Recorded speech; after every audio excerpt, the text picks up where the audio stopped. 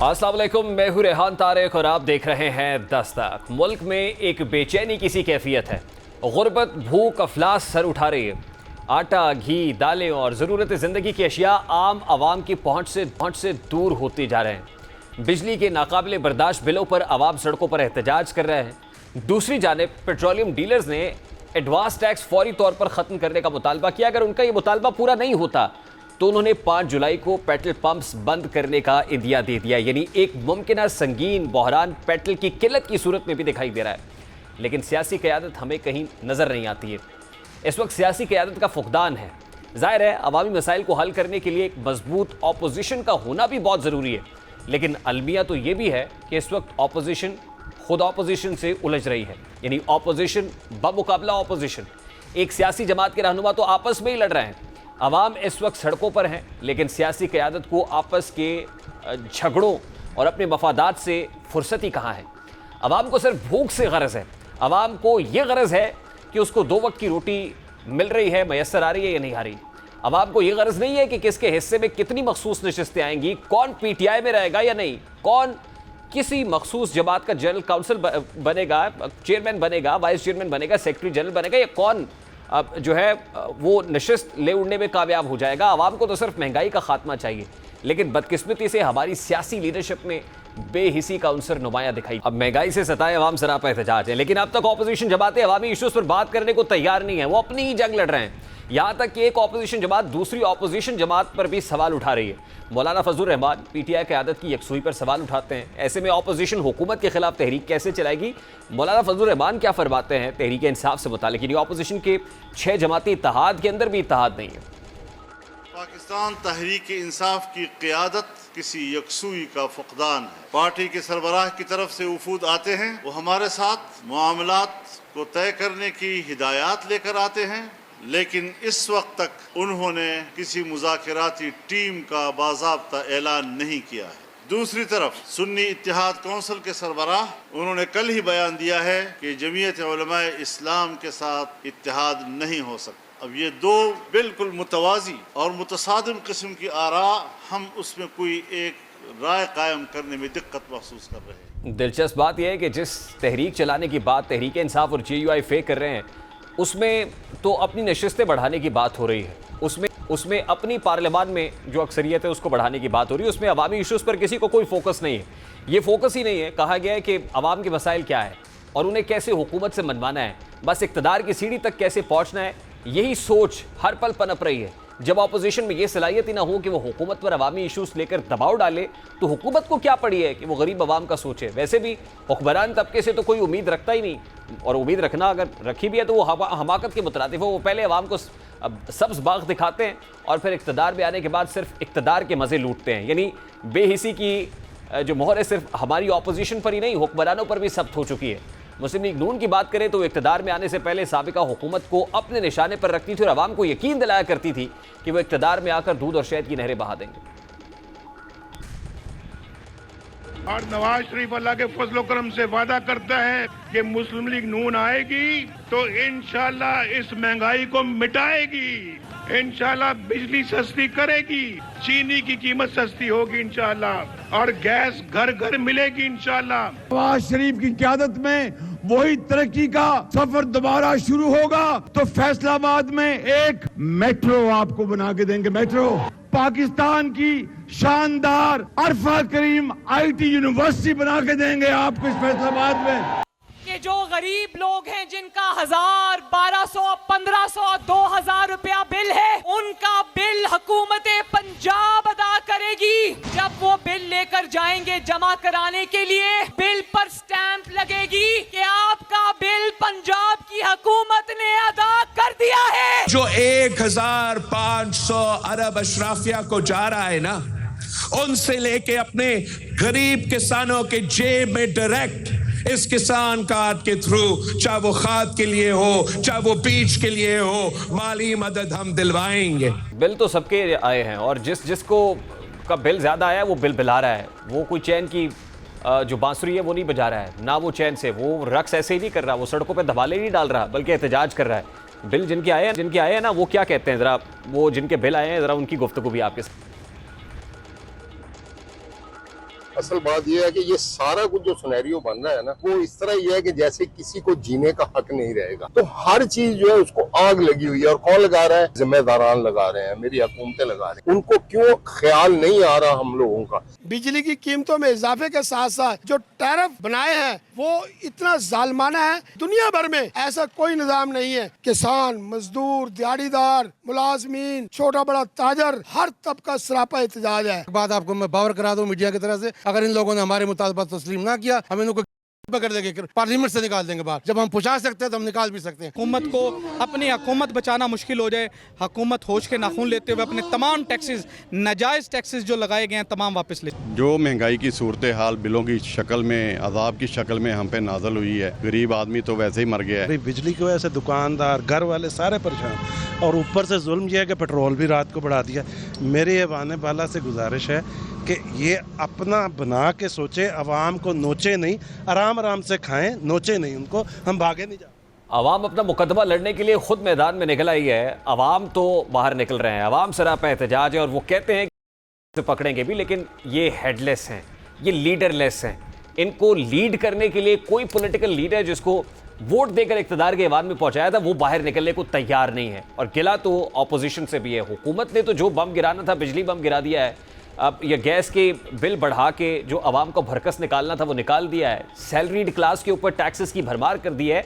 लेकिन मेरी प्यारी ऑपोजिशन कहाँ है, ये शिकवा आवाम ज़रूर कर रही है। तो ऑपोजिशन से जानते हैं कि ऑपोजिशन में ना खुद कोई इत्तेहाद है एक पॉलिटिकल पार्टी में, ना पूरी की पूरी ऑपोजिशन यकसू दिखाई दे रही है। सेनेटर हुमायूं मोहम्मद साहब पाकिस्तान तहरीक इंसाफ के रहनुमा हमारे साथ मौजूद है। अस्सलाम वालेकुम सेनेटर साहब, बहुत बहुत शुक्रिया आपके वक्त के लिए। सबसे पहले तो बड़ा सादा सा सवाल है, ऑपोजिशन अपनी नशस्तों के लिए लड़ रही है, ऑपोजिशन अपने मुकदमात को डिफेंड कर रही है, ऑपोजिशन पार्लियामान में अपने इंटरेस्ट की बात करती है, आम आदमी आपसे सवाल कर रहा है कि हमारे लिए कब निकलेंगे? बिस्मिल्लाहिर्रहमानिर्रहीम, इय्याका नअबुदु व इय्याका नस्तईन। देखिए, मैं आपको एक चीज़ समझाता हूँ। पार्लियामानी जो तरीका होता है उसमें ये होता है कि जब बजट होता है तो उससे पहले डिस्कशंस वगैरह होती हैं। ये वो बजट है कि जिसको हुकूमत ने इंट्रोड्यूस किया, उनके एलाइज ने कहा ये अवाम दुश्मन बजट है, फिर उनके एलाइज ने अवाम दुश्मन बजट को हुकूमत के साथ मिल के पास किया। अब इन दोनों ने मिल के अवाम दुश्मन बजट को पास किया, तो बेसिकली मेरी नज़र में तो ये दोनों अवाम दुश्मन पार्टियां हो गई। अब आ जाते हैं role of opposition. Role of opposition ये याद रखे, सबसे पहले तो हम लोगों ने इस बजट का, इसके डिस्कशंस में हमने कहा कि इसमें बेसिक गलतियां क्या हैं, फिर क्या चीज़ होनी चाहिए कि ये अवाम दुश्मन है। आपको एक चीज़ याद रखनी चाहिए कि पाकिस्तान तहरीक इंसाफ और इनके दरमियान में एक वाज़िया फ़र्क है। इन लोगों ने IMF को खुश करने के लिए अवाम के ऊपर बोझ डाल दिया। पाकिस्तान तहरीक इंसाफ ने अवाम के ऊपर से बोझ हटाया था। IMF सेनेटर साहब क्या किया था, क्या नहीं किया था, इससे कोई आम आदमी को सरोकार नहीं है। ना ही मेरा सवाल ये है sir, I want to ask you very simple question. I want you to respond in a very simple and candid manner, sir. मेरी ऑपोजिशन, देखिए हुकूमत तो अवाम दुश्मन है, आपकी बात मान ली, जो बजट में रिफ्लेक्ट हो रहा है। मेरी अवाम दोस्त ऑपोजिशन कहाँ है जो अवाम के साथ सड़क पे निकले? क्या अभी तक आपने कोई वाइट पेपर जारी किया इस बजट के ऊपर?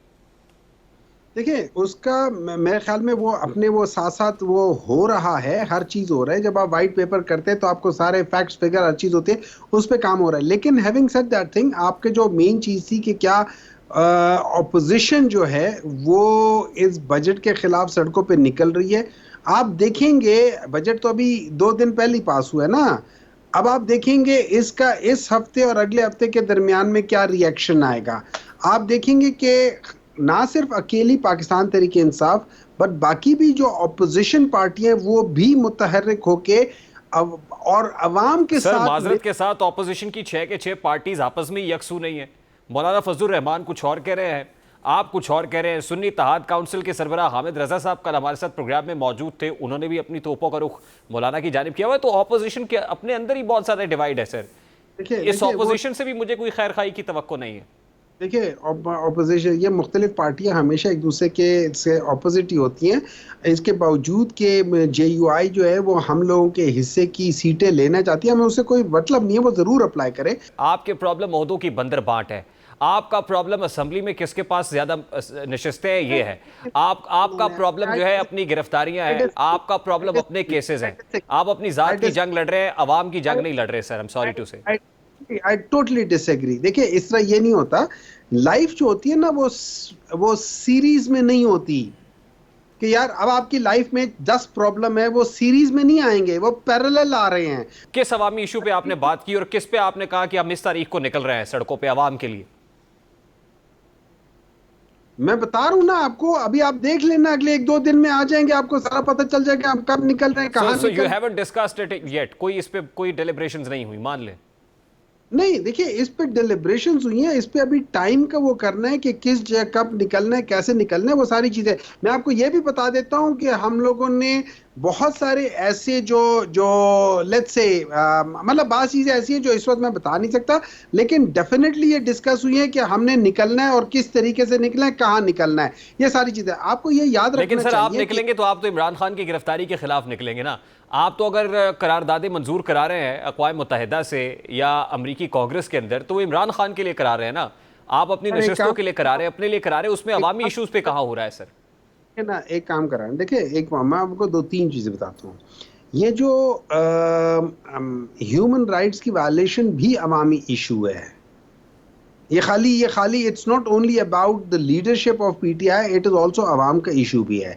अच्छा, नंबर 2, अगर आप समझते हैं कि ये गलत है तो मुझे एक बात बताएं, ना तो UN और ना कांग्रेसमैन ये कभी इतनी बड़ी तादाद में यूनानिमसली या 98.2% वाले लोग किसी एक चीज के ऊपर वोट कभी नहीं देंगे। सर वो जाहिर है आपकी लॉबिंग बड़ी तगड़ी है ना, वो जिस तरीके से भी हुआ that is for your good sir.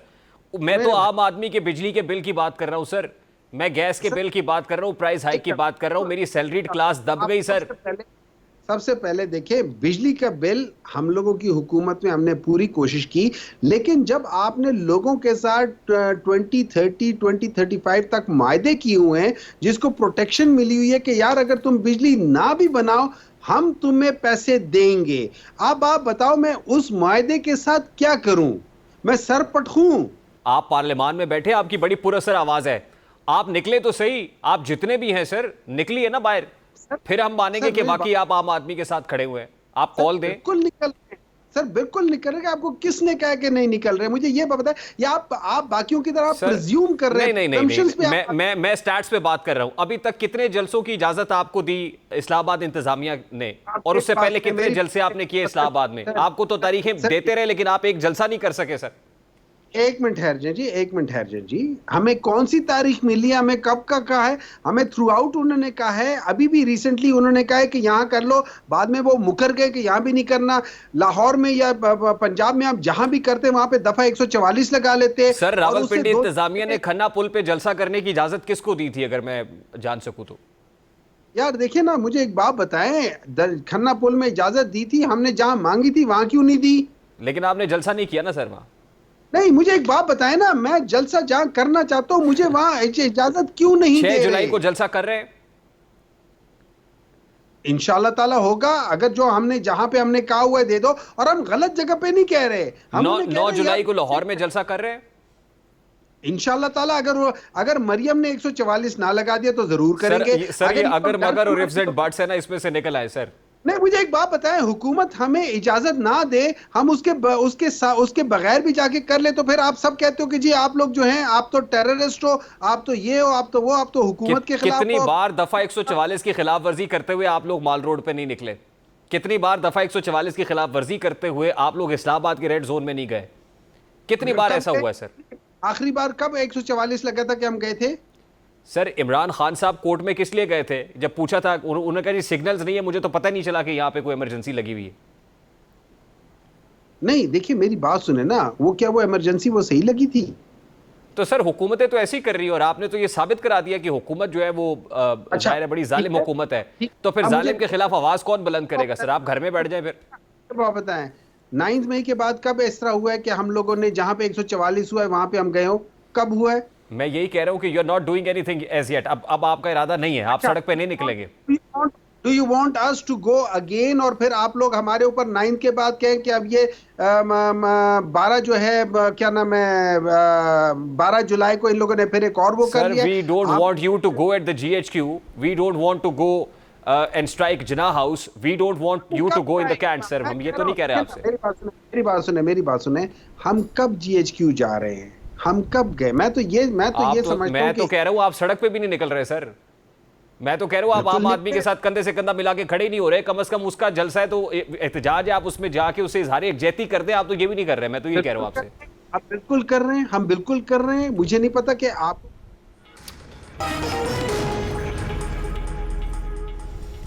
अदालती महाज से दो अहम खबरें हैं। एक तो सुन्नी इत्तेहाद काउंसिल की मखसूस नशस्तों का मामला है, और दूसरा सुप्रीम जुडिशल काउंसिल और की जानिब से जो इजलास हुआ है जुडिशल कमीशन का, उसके अंदर 5 जजेस ने chief justice Lahore high court के लिए जस्टिस आलिया नीलम का जो नाम है उसकी मंजूरी दे दी है। तो सबसे पहले सुन्नी इत्तेहाद काउंसिल वाले मामले को अगर डिस्कस करें तो सुन्नी इत्तेहाद काउंसिल को नशस्तें ना मिलने का केस सुप्रीम कोर्ट में ज़ेर समाअत है। आज सुप्रीम कोर्ट ने समाअत के बाद इस केस की जो अगली समाअत है 9 जुलाई तक यानी अगले मंगल तक मुलतवी कर दी है।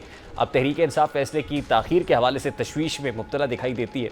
सेनेटर शिबली फराज मीडिया से गुफ्तगू करते हुए कहते हैं कि इस केस को कर तूल दिया जा रहा है। इस हवाले से PTI के क्या रिजर्वेशन है, ज़रा उसकी एक झलक सबसे पहले आपको दिखाते हैं। बुरी तरह नाकाम हुआ है अपनी आईनी जिम्मेदारी पूरी करने में, और ये दानिस्ता तौर पे हुआ है। ये सिर्फ नालायकी नहीं है, इसमें बदनीयती भी शामिल है। अपील है कि इस केस को जल्द अज जल्द फाइनल किया जाए और इस पे फैसला दिया जाए, क्योंकि ये बहुत गैर जरूरी तौर पे लंबा हो गया है या लंबा कर दिया गया है। जो एक इलेक्शन के नाम पर यहाँ पर धांधली की गई, जुल्म और फस्तायत और जबर किया गया, उसकी पटिशन इमरान खान साहब की पड़ी हुई है। अगर आपने ज्यादा देर करनी है तो उस पटिशन को क्लब करें और इसके साथ वो केस भी सुने। सब देख रहे हैं कि कानून अंधा है, डिले किया जा रहा है गैर जरूरी तौर पे। ये एक दिन का मुकदमा नहीं है, मैं खुद भी वकील हूँ, लेकिन आप देख रहे हैं कौम का वक्त जाया किया जा रहा है, अवाम का वक्त जाया किया जा रहा है, पैसा जाया किया जा रहा है, आइन और कानून की धज्जियां उखेड़ी जा रही हैं। आज सुप्रीम कोर्ट ऑफ पाकिस्तान में ये मुकदमा ज़ेर समाअत रहा। अगले हफ्ते तक अब इसको मुलतवी किया गया है। प्रोसीडिंग्स भी आपके सामने रखेंगे, लेकिन उससे पहले जुडिशल कमीशन इजलास में जो अहम फैसला हुआ है, जिसमें 5 जजेस ने chief justice Lahore high court के लिए जस्टिस आलिया नीलम का नाम फाइनल किया है। तो ऐसे में कुछ रिजर्वेशंस भी हैं कि जस्टिस शुजात अली खान सीनियर तरीन जज थे, उनके नाम से सरफ़े नज़र करते हुए सीनियरिटी उसूलों की खिलाफ वर्जी करते हुए जस्टिस आलिया नीलम का नाम बतौर chief justice Lahore high court final किया गया है। इस पर भी कुछ हलकों की जानिब से तहफ़्फ़ुज़ात का इजहार किया गया। खुसूसन पंजाब बार काउंसिल की जानिब से जो 20 लोग हैं उन्होंने सुप्रीम कोर्ट में ख़त भी लिखा था और उसमें भी ये अपने कंसर्न्स का इजहार किया था कि सीनियरिटी के प्रिंसिपल्स को जो है मद्देनज़र रखना चाहिए। तो इस मामले के ऊपर बात करेंगे। इस वक्त सीनियर सहाफ़ी तज्ज़ियाकार अब्दुल क़य्यूम सिद्दीकी साहब ने इस्लामाबाद से भी ज्वाइन किया है। अस्सलाम वालेकुम अब्दुल क़य्यूम सिद्दीकी साहब, बहुत बहुत शुक्रिया आपके वक्त के लिए। सर सबसे पहले तो इस पर बता दीजिएगा कि सुन्नी इत्तेहाद काउंसिल की मखसूस नशस्तों का केस है, इम्कान तो यही था कि इस हफ्ते ही इस केस पर फैसला महफूज होगा और फैसला सुना दिया जाएगा, लेकिन अब अगले हफ्ते तक चला गया है, बावजूद इसके कि इलेक्शन कमीशन ऑफ पाकिस्तान के जो वकील है वो कह रहे थे कि 15 मिनट में दलाइल मुकम्मल कर लेंगे। तो क्या वजह हुई कि अगले हफ्ते तक इसको मुलतवी करना पड़ा? देखिए, एक तो पहली वजह तो ये थी, अभी आपने जिक्र किया लाहौर हाई कोर्ट के लिए जस्टिस आलिया नीलम जो है वो उनका तकर्री या उनकी नामजदगी की मंजूरी दी गई है जुडिशल कमीशन ऑफ पाकिस्तान की। तो जुडिशल कमीशन ऑफ पाकिस्तान का इजलास था जिसमें 2 हाई कोर्ट के चीफ जस्टिस की अपॉइंटमेंट के हवाले से जो मामला हैं वो ज़ेर गौर आने थे, और उस एक वो भी थी और ये कल बड़ा वाज़ेह कर दिया गया था।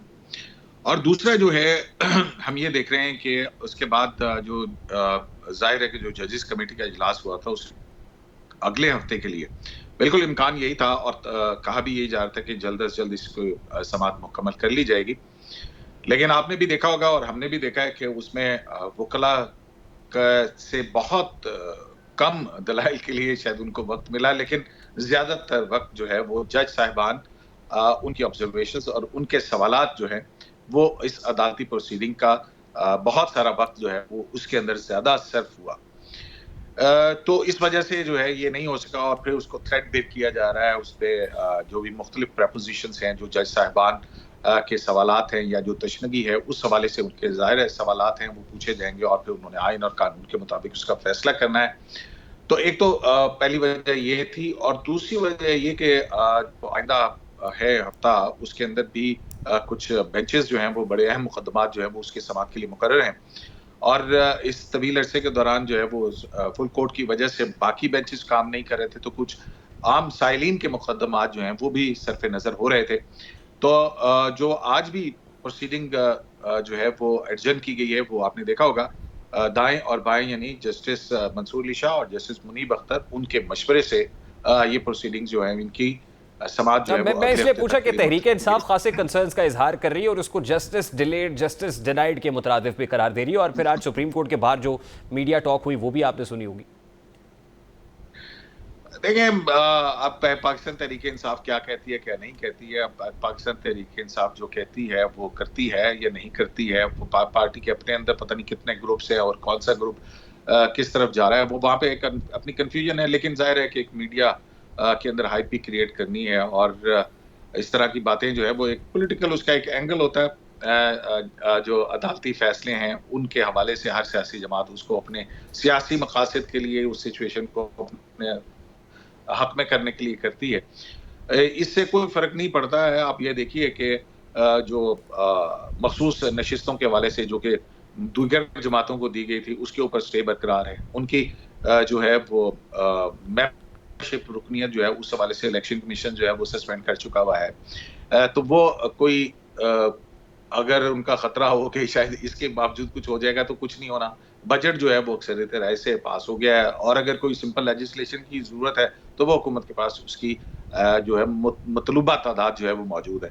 तो पीटीआई के पास मासवाए शकूक और शुबहात पैदा करने के और कुछ नहीं रह जाता, क्योंकि बड़ी वाज़ेह तौर के ऊपर आज जो अटॉर्नी जनरल ऑफ पाकिस्तान के दलाइल थे उसके बाद की जो सूरत हाल थी और जो अप्रोचेस हमारे सामने आई उसमें जो मेरा एक्सपीरियंस है, मुझे तो बड़ी वाज़ेह तौर के ऊपर उन जज साहिबान की अक्सरियत नजर आ रही है जो आइन और कानून के ऊपर स्ट्रिक्टली अमल करते हुए इस सुन्नी इत्तेहाद काउंसिल की अपील का फैसला करेंगे। बाहर सूरत अब ये मामला तो अगले हफ्ते तक पेंडिंग हो गया और अब देखते हैं कि अगले हफ्ते इस केस का फैसला आता है या नहीं आता। लेकिन बड़ा इंपॉर्टेंट जो मामला है वो जुडिशल कमीशन का अप्रूवल है जस्टिस आलिया नीलम के नाम का और उस पर जो ख़ास तौर पे कंसर्न्स उस पर जो शो किए जा रहे हैं वो आपको याद होगा ना कि जस्टिस काजी फ़ायज़ ईसा उस वक्त ख़त लिखा करते थे सीनियरिटी प्रिंसिपल के ऊपर रिजर्वेशंस का इजहार भी किया करते थे कि जब जस्टिस आयशा मलिक को एलिवेट किया गया था लाहौर हाई कोर्ट से सुप्रीम कोर्ट, तो उस वक्त भी इवन बार काउंसिल्स बाहर एहतजाज कर रही थी जब जुडिशल कमीशन का इजलास हो रहा था, ख़त किताबत भी हो रही थी with in the supreme court जजेस के अंदर। तो अभी जब आलिया नीलम साहिबा एक जूनियर जज को chief justice Lahore high court लगाया है तो आपको नहीं लगता कि सीनियरिटी प्रिंसिपल की यहाँ भी खिलाफ वर्जी हुई है? अच्छा, मैं इसमें जो है वो हम जरा इसको दूसरे नजर से देखते हैं। जो खतो खिताबत हुआ करती थी जिसका आपने जिक्र किया है, उस दौर के अंदर जिस तरह से कोर्ट पैकिंग की जा रही थी और उस कोर्ट पैकिंग के अंदर हम गेट नंबर 4 की सियासत का तो जिक्र करते रहते हैं। 4 नंबर से जजेस जो हैं वो सुप्रीम कोर्ट ऑफ पाकिस्तान में एलिवेट किए जा रहे थे।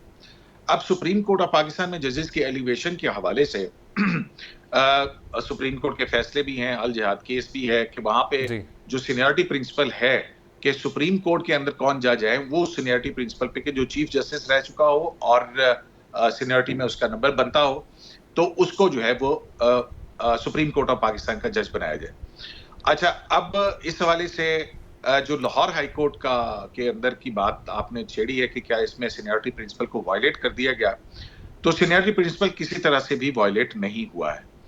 सिर्फ सीनियरिटी प्रिंसिपल जो है वो उसको मद्देनजर रखते हुए जस्टिस शुजात अली खान उनका नाम लाया गया, जस्टिस अली बाकर नजफी का नाम आया और जस्टिस आलिया नीलम का आया। तो जो 3 सीनियर मोस्ट जज साहिबान थे उन सबको देखा गया और जुडिशल कमीशन के अंदर जो अपॉइंटमेंट की तकर्री का जो अमल है उसमें seniority plus competence and plus और दूसरे चीजें जो है वो उसकी शोहरत जज की और उस हवाले से जो पीयर्स की राय है उसको मुकद्दम समझा जाता है। नहीं सिद्दीकी साहब, लेकिन सीनियरिटी प्रिंसिपल भी तो एक रिवायत रही है ना। अभी आपने अल जहाद ट्रस्ट केस का हवाला दिया, आर्टिकल 175A इस पे बड़ा क्लियर है, तो उसमें तो सीनियरिटी प्रिंसिपल तो एक रिवायत 175 सुने, आर्टिकल 175A ये कहता है सीनियर मोस्ट जज of the supreme court will be the chief justice of Pakistan. वो principle supreme court of Pakistan के लिए है। तो उस वक्त जब आयशा मलिक साहिबा को एलिवेट किया जा रहा था, आपने देखा होगा कि इस्लामाबाद हाई कोर्ट के अंदर जो है वो जस्टिस कासी को नीचे से प्रमोट किया गया था। पेशावर हाई कोर्ट के अंदर जस्टिस इजाज अफजल खान थे, उनको चीफ जस्टिस बनाया गया था। तो ये ऐसी बात नहीं है कि वो वायलेशन हुई है। और फिर दूसरी बात ये है कि सर ज़िम्नन ये है कि जस्टिस आयशा मलिक वाला जो मामला था, जब उनको एलिवेट किया गया था सुप्रीम कोर्ट, तो जस्टिस काजी फायज़ ने खत लिखा था ना सर। मैं वही बात कर रहा हूँ ना आपको कि सुप्रीम कोर्ट के अंदर एलिवेशन और हाई कोर्ट के अंदर जो है ना, ये दो मुख्तलिफ चीजें हैं। सुप्रीम कोर्ट के अंदर जो है वो सीनियरिटी और उसका आप ये देखेंगे आने के बाद सुप्रीम कोर्ट के अंदर हो सकता है कि वो सीनियर जज हो, लेकिन जब वो सुप्रीम कोर्ट में एलिवेट होता है तो उससे उसकी सीनियरिटी का तकर्रुर या तय्युन जो है वो सुप्रीम कोर्ट के एलिवेशन के अंदर सुप्रीम कोर्ट में एलिवेशन से होता है। तो वहां पे वो प्रिंसिपल जो है वो तब्दील हो जाता है। तो ये जो खतूत की आप बात कर रहे हैं ना, मैंने उसका जवाब दिया। और वो उस वक्त सुप्रीम कोर्ट ऑफ पाकिस्तान के अंदर जजेस के हवाले से ये हो रही थी बात। हाई कोर्ट के अंदर जजेस की जो है वो चीफ जस्टिस के हवाले से ये बात नहीं थी। अब एक ये सिस्टम है जो कि कभी क्या जमाना था, एक के प्राइम मिनिस्टर जो है वो चीफ जस्टिस के मशवरे से नाम देता था। फिर ये हुआ कि अल जिहाद केस आया, चीफ जस्टिस की जो मशावरत है वो बाइंडिंग करार दी गई सुप्रीम वजीर आजम पाकिस्तान के ऊपर। फिर ये भी वक्त था कि सिर्फ chief justice of Pakistan he high court के अंदर और सुप्रीम कोर्ट के अंदर जजेस की तकर्री और उनके नामों की मंजूरी देते थे, जो कि गवर्नमेंट के ऊपर बाइंडिंग थी। फिर 18वीं तरमीम होती है, जुडिशल कमीशन बनता है। 18वीं तरमीम के अंदर जो है वो सीनियरिटी का principle supreme court of Pakistan के लिए लाया जाता है, कॉन्स्टिट्यूशन के अंदर लिखा जाता है, लेकिन हाई कोर्ट्स के अंदर ये प्रिंसिपल नहीं लिखा जाता है। तो आइन साजों की मंशा तो यही है। अब उसके बाद फिर जो जुडिशल कमीशन ऑफ पाकिस्तान है, उसके अंदर भी ये बहुत बहस रही है कि सिर्फ अगर एक जज को कहीं नाम लाना है तो फिर जुडिशल कमीशन ऑफ पाकिस्तान की एग्जिस्टेंस का क्या वजूद रह जाता है या उसकी जरूरत रह जाती है। जब एक ही सीनियरिटी के प्रिंसिपल पे आएगा तो वो आ जाएगा ऑटोमेटिकली, फिर जुडिशल कमीशन की क्या जरूरत है। अच्छा, तो फिर उस पे रूल्स के हवाले से बातें हुई और फिर अब ये जो है तय किया गया कि एक असामी के लिए मुख्तलिफ। अभी हमने रिसेंटली देखा है कि सुप्रीम कोर्ट में जजेस की अपॉइंटमेंट के हवाले से सीनियर मोस्ट जज हैं जो हाई कोर्ट के चीफ जस्टिस है शहजाद गेबा साहब, वो भी आए। और इसी तरह से सीनियरिटी प्रिंसिपल जी अभी जाहिर है सर जुडिशल कमीशन के रूल्स तो तब्दील नहीं हुए। सिद्दीकी जो है जस्टिस शफी मोहम्मद सिद्दीकी जो है वो सिंध हाई कोर्ट के अंदर आए हैं। खैबर पख्तूनख्वा के अंदर सीनियरिटी प्रिंसिपल के ऊपर चीफ जस्टिस आए हैं। बलूचिस्तान हाई कोर्ट के अंदर सीनियरिटी प्रिंसिपल के ऊपर चीफ जस्टिस आए। ठीक, अब जाहिर है जुडिशल कमीशन के रूल्स तो अभी तब्दील है। सर मेरा सवाल एक ले लीजिए, वो गड़बड़ हो रहे हैं। हाँ, यहाँ पे जो है वो चौधरी शुजात अली खान साहब और अली बाकर नजवी साहब के हवाले से ये आप कहते हैं कि 5 जजेस ने फैसला किया। मैं आपकी करेक्शन कर दूं, ये unanimous judicial commission of Pakistan ने फैसला किया है अक्रॉस द बोर्ड, जजेस, लॉयर्स, हुकूमती नुमाइंदे। अब जजेस की तादाद तो उसमें 5 बाकी जाहिर है जो हुकूमती नुमाइंदे हैं या अटॉर्नी जनरल है या लॉ मिनिस्टर है। ये देखिए जुडिशल कमीशन के अंदर हर बंदे का एक वोट। बिल्कुल ठीक, मुनासिब बात है, बिल्कुल ठीक बात। हमने यहाँ देखा है कि अब सर मेरा सवाल ये है ना कि हमने ये भी देखा है कि इसी जुडिशल कमीशन के अंदर जो है वो उमर अता बंदयाल साहब के 5 नाम भी मुस्तरद। बिल्कुल ठीक। तो अच्छा, अब आप ये कह रहे हैं ना कि सीनियरिटी प्लस कॉम्पिटेंस, तो फिर जब हम पूछते हैं ना लॉ फ्रेटर्निटी के लोगों से या इवन साबिका जजेस से, तो वो कहते हैं कि क्या आप ये कहेंगे कि सुप्रीम कोर्ट का या हाई कोर्ट का कोई जज कॉम्पिटेंट नहीं है, सारे कॉम्पिटेंट है? जी हाँ बिल्कुल, इसमें कोई मेरी ये इतनी जरूरत भी नहीं है कि मैं किसी सुप्रीम कोर्ट के या हाई कोर्ट के जज को जो है वो नाअहल करार दूं। मैं तो आपको वो बता रहा हूँ कि जो कि जुडिशल कमीशन ऑफ पाकिस्तान है, जो कि पीयर्स ऑफ द जुडिशरी हैं और वो जानते हैं कि उनके जो है मातहत या मातहत तो नहीं कहेंगे हाई कोर्ट की, कि वहाँ पे जज साहबान की क्या कॉम्पिटेंसी है। और ये सीनियरिटी का प्रिंसिपल ये है ना, 1 2 3, एक सीनियर मोस्ट है, एक उससे जूनियर सीनियर प्यूनियर है और फिर एक जो है वो सीनियर मोस्ट जज साहबान के अंदर से ही पहले 3 जो है उनमें से एक चुनाव हुआ है। सिंध हाई कोर्ट के अंदर जो है वो सीनियरिटी प्रिंसिपल को अडेयर किया गया है कि 2 जज साहबान जो जूनियर थे, लेकिन वहाँ पे सीनियरिटी प्रिंसिपल को अडेयर करते हुए शफी मोहम्मद सिद्दीकी साहब की जो है वो, यही तो मैं कह रहा हूँ सर कि क्या है कि वहाँ पे सीनियरिटी प्रिंसिपल प्रिवेल किया, यहाँ पे थोड़ा सा मुख्तलिफ हो गया। और फिर ये मामला जो है इसलिए मैं कंट्रोवर्शियल हो गया ना कि एक पॉलिटिकल पार्टी ने भी मुतालबा शुरू कर दिया कि जस्टिस शुजात अली खान क्योंकि सीनियर है तो उन्हीं को जो है वो chief justice Lahore high court लगाया जाए। और फिर ये मामला पॉलिटिकल डोमेन में क्योंकि आ गया, इससे पहले ही डिसीजन से पहले ही तो कंट्रोवर्शियल हो गया। इसको किस तरह से देखता है? देखिए बात यह है कि कोई कंट्रोवर्शियल होने वाली चीज तो जाहिर है कोई भी चीज यहाँ पे वो नहीं हो सकती है। मेरी और आपकी राय में भी तजाद है या इख्तलाफ है, लेकिन अभी आप देख रहे होंगे कि अदलिया में मुदाखलत के हवाले से केस भी इसी अदालत के अंदर है। कहा जाता है कि जनाब अदलिया के मामलात के अंदर मुदाखलत होती है। अब मुदाखलत की कई किस्में हैं, एजेंसीज की तरफ से, दीगर इदारों की तरफ से है, या जुडिशरी के अपने अंदर जजेस के हवाले से है, या वकला की जानिब से जुडिशरी के ऊपर दबाव, जो अभी आपने प्रेस रिलीजेस का और वो बात की थी ना। तो ये एक बहस है जुडिशल अपॉइंटमेंट के हवाले से, और हमारा सिस्टम इवॉल्व कर रहा है। तो मकसद क्या है? वो है अवाम को इंसाफ की फराहमी, और उस अवाम की को इंसाफ की फराहमी के अंदर जो है वो उसके पीयर्स की राय एक राय है, और उन्होंने नहीं समझा कि दो जज साहिबान जो है, ये सिर्फ जज साहिबान का मामला नहीं है, लॉयर कम्युनिटी उनकी भी इनपुट थी, हुकूमत उसकी भी इनपुट थी, और जज साहिबान का जो है उनकी भी इनपुट थी। तो ये यूनानिमस अक्रॉस द बोर्ड फैसला है। बहुत बहुत शुक्रिया, बहुत शुक्रिया अब्दुल क़य्यूम सिद्दीकी साहब आपके वक्त के लिए। सिंध का सियासी महाज गर्म होता दिखाई दे रहा है। यूं कहा जाए कि आग दोनों जाने बराबर लगी हुई है तो कहना गलत नहीं होगा। पीपल्स पार्टी और एमक्यूएम में लफ्जी जंग फिर से सर चढ़कर बोल रही है, या लफ्जी जंग शिद्दत इख्तियार करती हुई दिखाई दे रही है। सिंध में आला अदलिया की जानिब से पीपल्स पार्टी दौर में की गई 1 से 15 ग्रेड की भर्तियों के खिलाफ फैसला आने के बाद एमक्यूएम पाकिस्तान ने सिंध की हुक्मरान जमात पीपल्स पार्टी के खिलाफ महाज गर्म कर दिया है।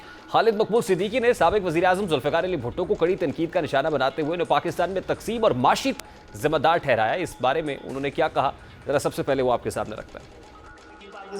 पाकिस्तान की तकसीम का दिन और उसके चंद हफ्ते बाद शायद 20 और 23 दिसंबर को जुल्फ़िकार अली भुट्टो साहब ने इस पाकिस्तान का इक़्तिदार संभाला। पाकिस्तान की तकसीम पर, उस साजिश पर अब सियासी मोहर सबकी थी। इधर तुम उधर हम का नारा लगाकर, नफरत अंगेज नारा लगा। 2 जनवरी 1972 को उन्होंने नेशनलाइजेशन के नाम पर तमाम स्कूल कॉलेजेस सबको नेशनलाइजेशन के नाम पर फ्यूडलाइज कर लिया।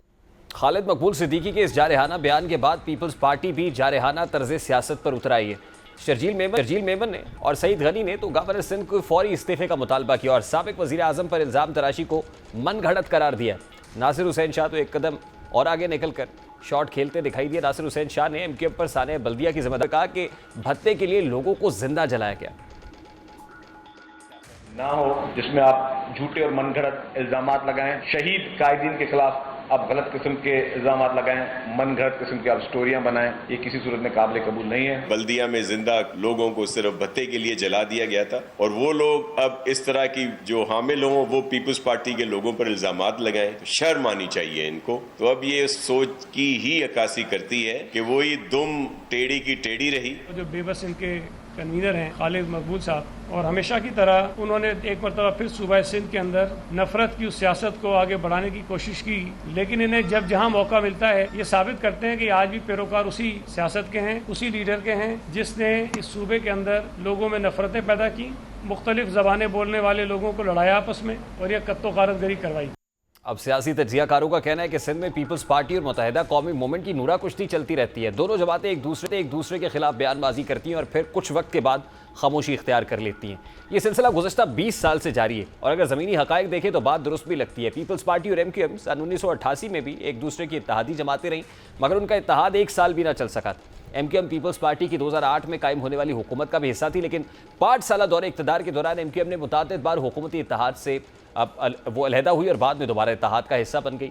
फिर इसी तरह 2014 में पाकिस्तान पीपल्स पार्टी और मुत्तहिदा कौमी मूवमेंट में 18 माह की दूरियों के बाद दोबारा मुफाहमत हुई, जिसके बाद मुत्तहिदा ने एक बार फिर हुकूमत में शमूलियत इख्तियार की।